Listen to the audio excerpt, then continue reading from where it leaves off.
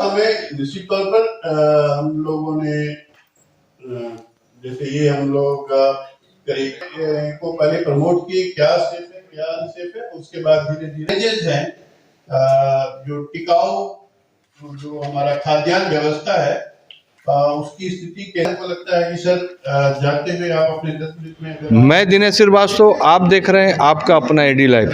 Doctor पलाश भूषण चटर्जी जो CWS के joint director हैं और उनसे कुछ विषय में बात करते हैं कि सर आज जो सेमिनार हुआ किस विषय में था। आज जो सेमिनार हुआ ये फूड सिस्टम डायलॉग पर हुआ है और ये फूड सिस्टम डायलॉग मेनली मूलतः जो हम लोग हमारे खाद्य प्रणाली पर जो हम लोग और इनऑर्गेनिक खाना, जो हम लोग पैकेज खाना, जो हम लोग यूज्ड खाना, हम लोग जो उस तरह का खाना खाते हैं और उससे हमारे जो शरीर में जो तरह तरह का बीमारियां फैलती हैं उस पर, उसके अवगुणों पर बात किए हैं। और जो हमारे खाना जो इंडिजिनस जो खाना अभी उपलब्ध है उस पर उसकी गुणवत्ता और वो क्यों ज़रूरी है हमारे जीवन धारा में, उसको लाने में, सम्मिलित करने का उस पर बात किए हैं। इस पूरे सम्मेलन में प्रभात खबर के संपादक महोदय श्री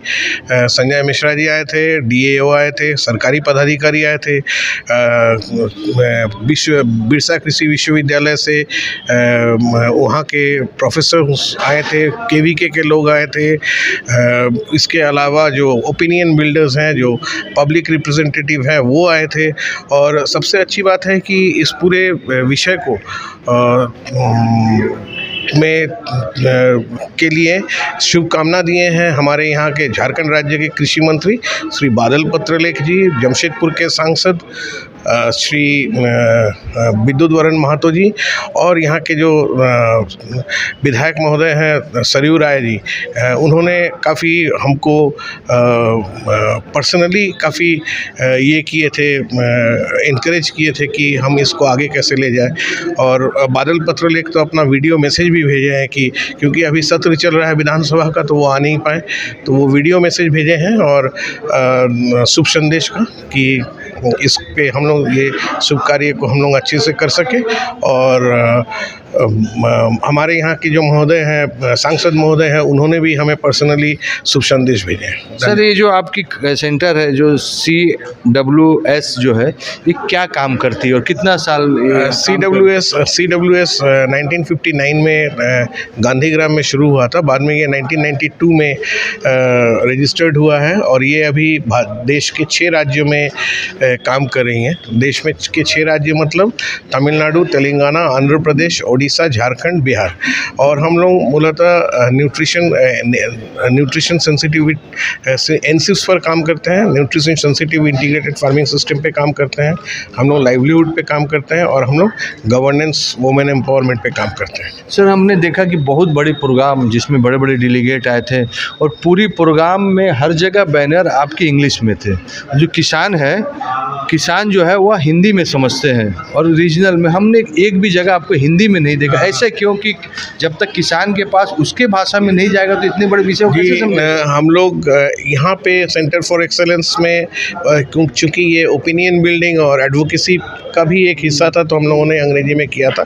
वैसे हम लोग हिंदी में और राज्य के जो भाषा है उस भाषा में भी हम लोग का बहुत सारा पैम्फलेट और सब कुछ छापते हैं और हम लोग बोलचाल हिंदी में ही करते हैं। चलिए बहुत अच्छा है क्योंकि किसान हिंदी में समझेंगे और उसको। सर इसमें आप लोग का मेन अभी फोकस क्या चीज़ है? जैसे हम लोग का जो झारखंड में जमशेदपुर से बिलोंग करते हैं और हम लोग का पटमदा जो क्षेत्र है वहाँ पर क्या क्या चीज़ को ध्यान? हम लोग का जमशेदपुर में देखिए, पटमदा में अभी बहुत ज़्यादा केमिकल आधारित खेती हो रही है, तो पहले तो उसकी जो दिक्कत है उसको बताया जाए, उस पर अवेयरनेस बिल्डअप किया जाए। इसके अलावा बहुत सारे इंडिजिनस वैरायटीज़ यहाँ पे हो रहे हैं, उसको प्रमोट किया जाए। और सिर्फ प्रमोट ही नहीं, किसान तभी प्रमोट होंगे, उसको आगे बढ़ाएंगे जब उसको मार्केट के साथ जोड़ा जाए और उसको पैसा मिले। तो इस तरह का काम होगा तो ज़रूर उस पर हम लोग काम भी कर रहे हैं, अमल भी कर रहे हैं। अभी हम लोग एक तरह का देसी धान जो है इंडिजिनस वैरायटी जिसको बोलते हैं हम लोग बाली भोजना, उस पर हम लोग काम कर रहे हैं।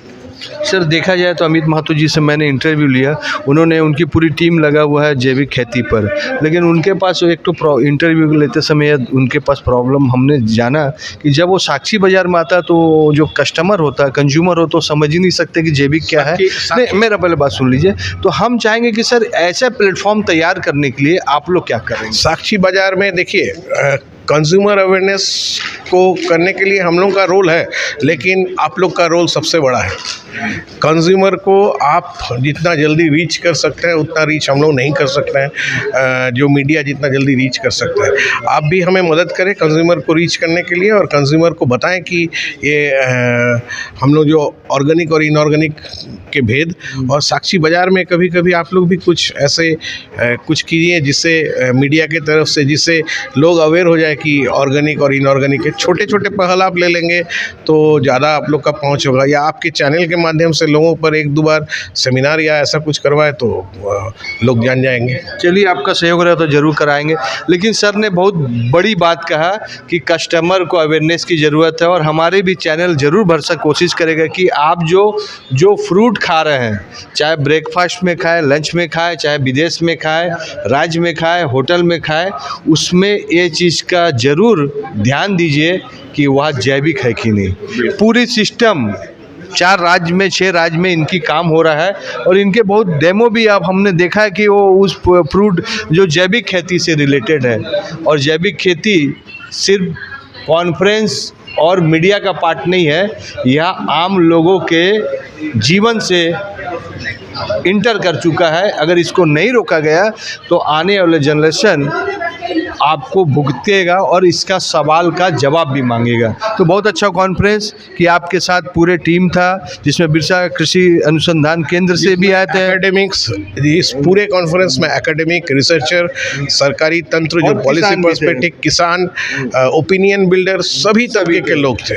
बस अब सिर्फ जागरूकता की ज़रूरत है। आप इसके साथ दीजिए। इस टाइप के प्रोग्राम जो कृषि रिलेटेड, किसान तो आएंगे लेकिन वह कंज्यूमर भी इसे समझिए कि जैविक खेती क्यों महत्वपूर्ण है।